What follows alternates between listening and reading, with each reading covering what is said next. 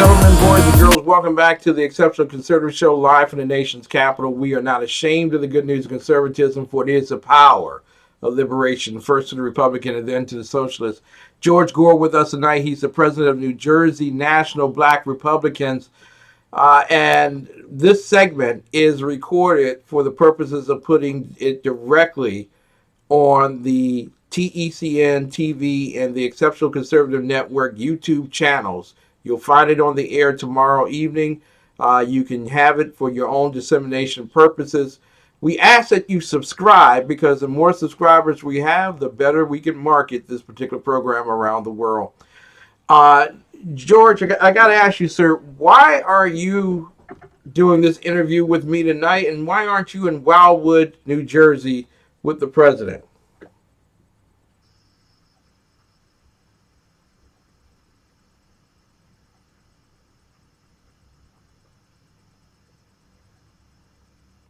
Okay.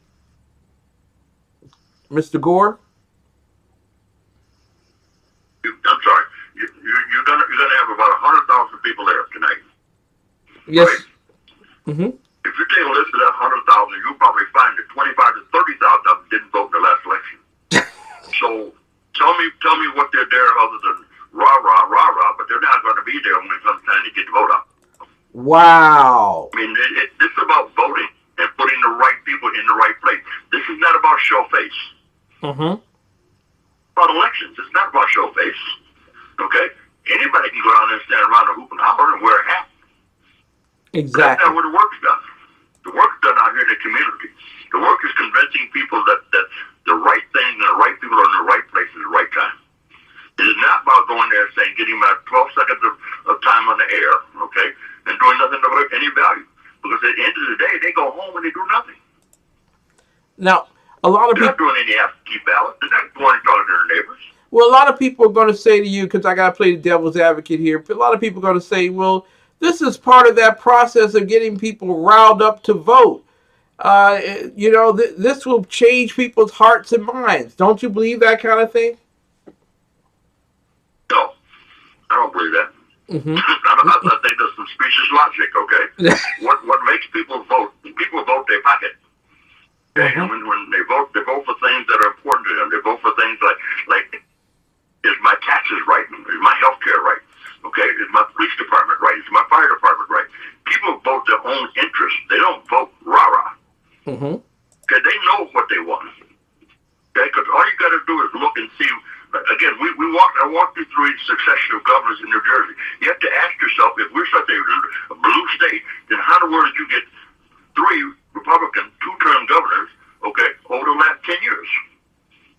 Exactly. It's about folks voting for what they think is in their best interest, not necessarily people who are voting for things because you belong to a certain ilk. It's not true. Exactly. Now, one of the concerns that most Americans have regarding the whole idea of our nation is the economy.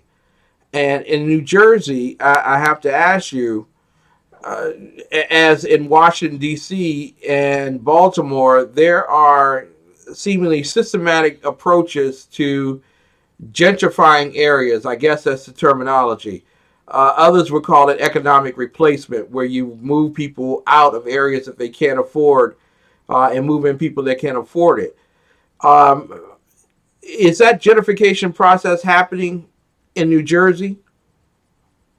I would say that there's an economic shift going on in New Jersey, and yes, it does create the appearance of gentrification. Okay, but gentrification is based on jobs. If I don't have a job and I can't pay rent, then I got to live someplace else. Mm-hmm. Okay, you look at all the new housing construction that is happening in New Jersey. You have to ask yourself, where are the people who are going to move in those housing constructions coming from? Let me give you a quick guess. New York City. I can come get a 2-bedroom apartment here in Jersey for $2,100, where if I can get the same apartment in New York City, it costs me $5,500. Okay? It's an economic shift. Folks are saying, I want to get more bang for my buck, and I'm coming here to Jersey. Now, it depends on who you are. And again, you have to look at the age of people here in Jersey. Mm-hmm. And so a lot of those folks we're talking about are being gentrified really are I guess, are in the twilight of their lives, and they've already bought property, they've invested their money on property, and what they're looking for is a rate of return on their property. But That's what property is about, isn't it? But, at least I thought it was. Exactly. But George, that's not the politically correct thing to say. You're supposed to say that. Truth is always going to stand by itself. That's the beauty of it. Exactly. So this is a normative process of economic exchange. Individuals age or don't make as much income, and so they have to move to Florida or to Tennessee, where there's no taxes. In this regard, because my income is now limited. Yeah. So in this regard, for those individuals who are moving to New Jersey, are they moving there to vote Republican? What's in the best interest of someone who's moving? They're moving there to maximize their rate of return on their investment, which is their money that they have, which is their pension, their Social Security, their 401ks, their IRAs. They're moving there to maximize that actual income that they've earned over a period of time. Mm-hmm. Now, everybody don't have that, okay? Yeah. But there's a large percentage of people do. Everybody talks about the economics of Jersey.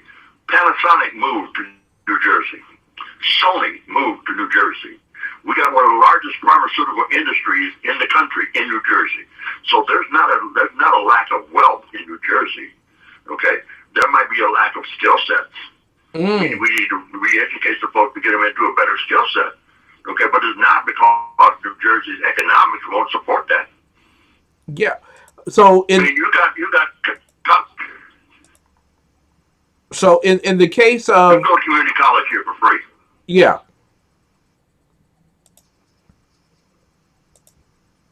We need to re-educate the public.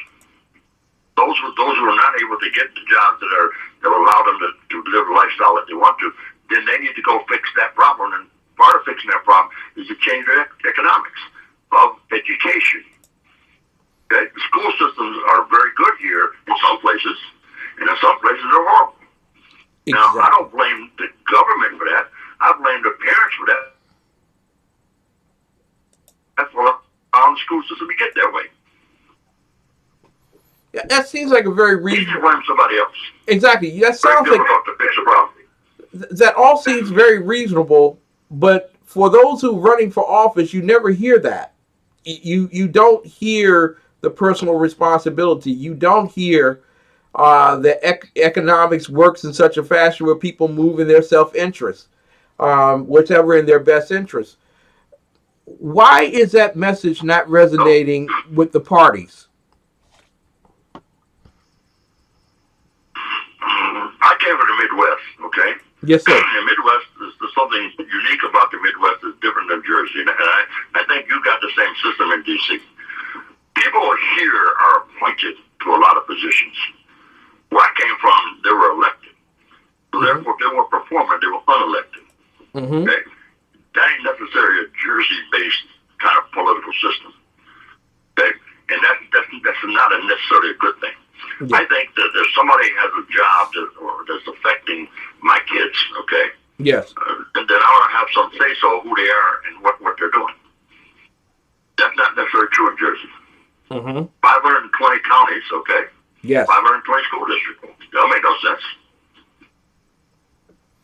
Do you believe that they should be unified?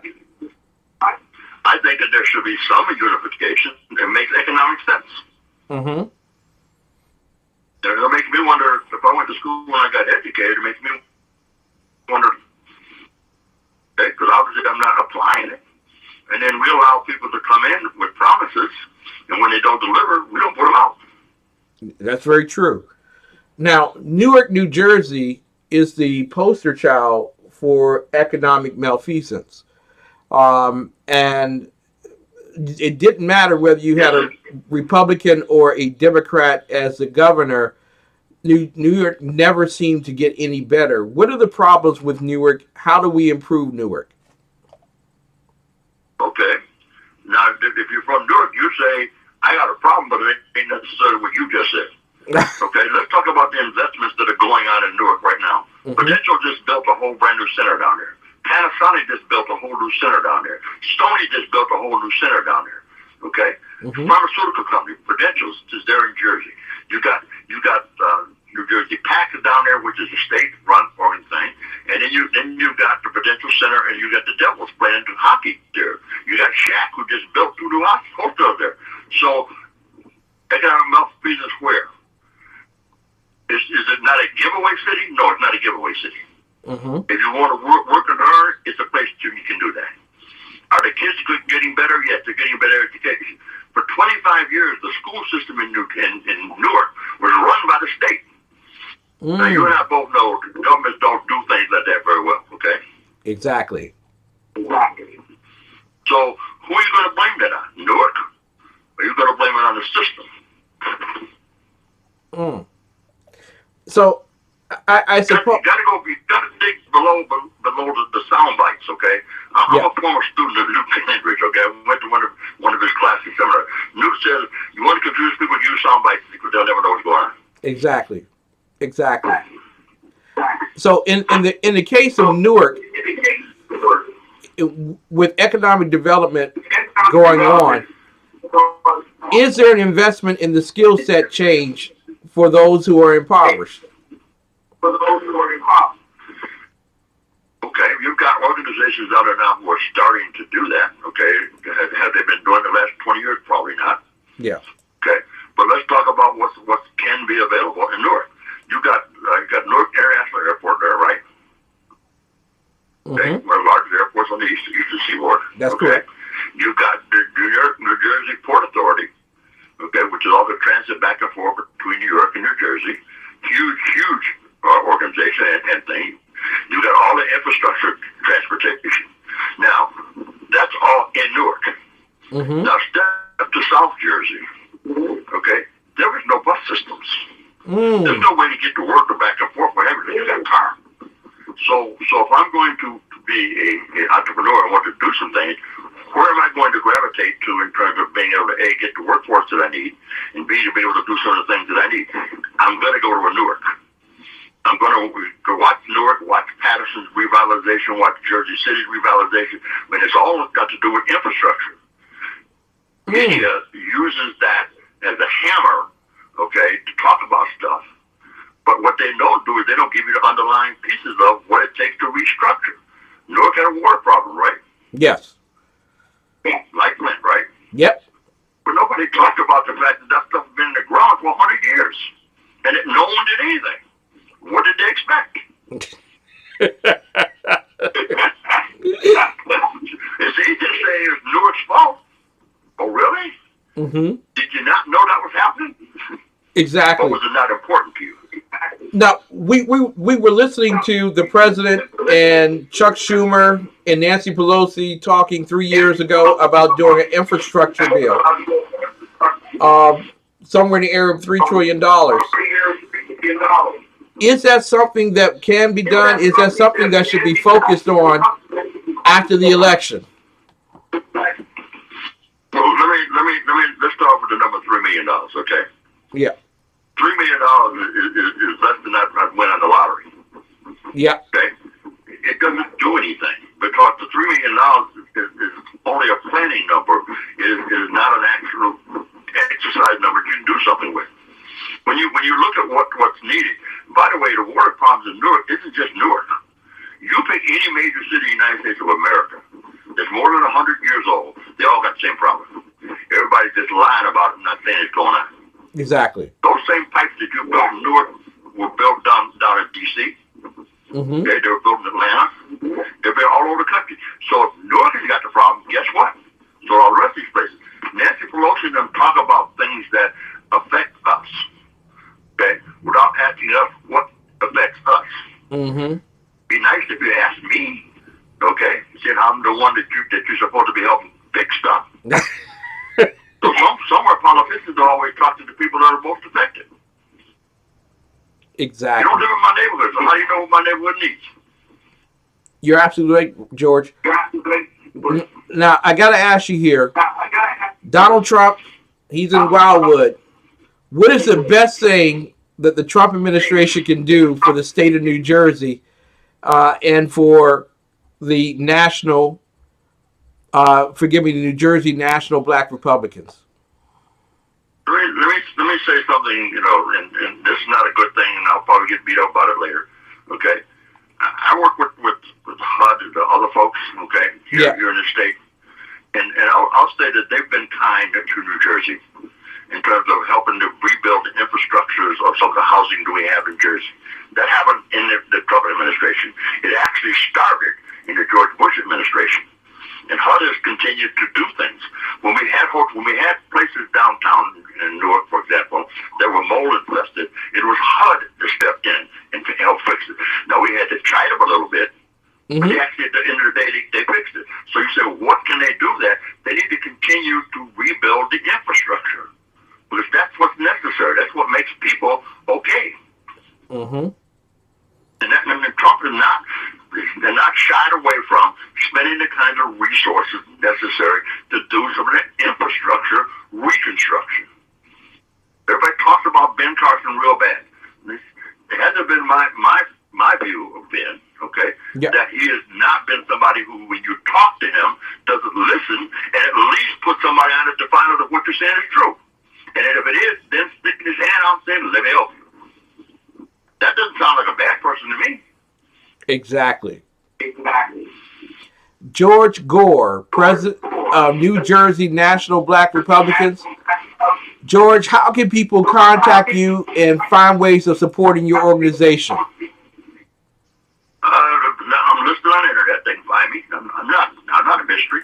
I'll say half the Republicans in this town and in this state know who I am. I've been around since '85. I mean, I didn't just get here. Okay, I've been walking around the state and doing things that I do. Yep. Okay, it is not. I'm not a mystery. Okay. And I'm in more places than other folks. More people need to do what I do, which is get out of their house, go out in the public, see what's necessary, join one of the organizations that's necessary to get things fixed. Okay. We don't have the things I grew up with. Okay, the Boys Club is on shaky ground. The YMCA is on shaky grounds. Okay, Jack and Jill on shaky. All of the infrastructure things to help build character, okay, that we talk about aren't necessarily there. Everybody says, well, that's a conservative agenda. No, it's not. It's a human agenda. It's about creating people and doing things and what have you. And I'll say this, and I'll say what I've always said. The most racist day in America is Sunday. Yep. Because it's the day we all go to church and pretend like something else is going to happen. It ain't happening. And it's the day we sit in the pews of our churches and we look at each other and say, oh, those poor people. Well, those poor people are not allowed to come to your church. And I'll leave that like that. And I'll take my hit for that one. But truth is truth. You're right. One thing about truth, you have to remember what you said, because it's always going to be the same. There you go. George Gore, president of New Jersey National Black Republicans. This will not be the last time you hear him on our network, on our show. It is a great pleasure to have you on tonight. God bless you and yours, and thank you so much for your service to our country. Thank you, sir. Have a great night. You too. Ladies and gentlemen, what a wonderful, wonderful opportunity to talk with him tonight. I just want you all to know that he is a very wise man, and we could learn a whole lot from that brother. We really could. We could learn a whole lot.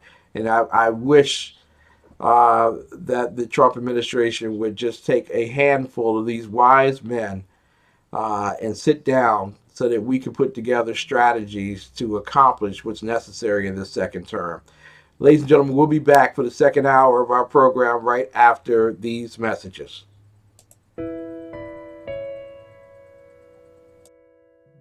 I started the Armed Citizens Legal Defense Network in 2008, and we put this together for us.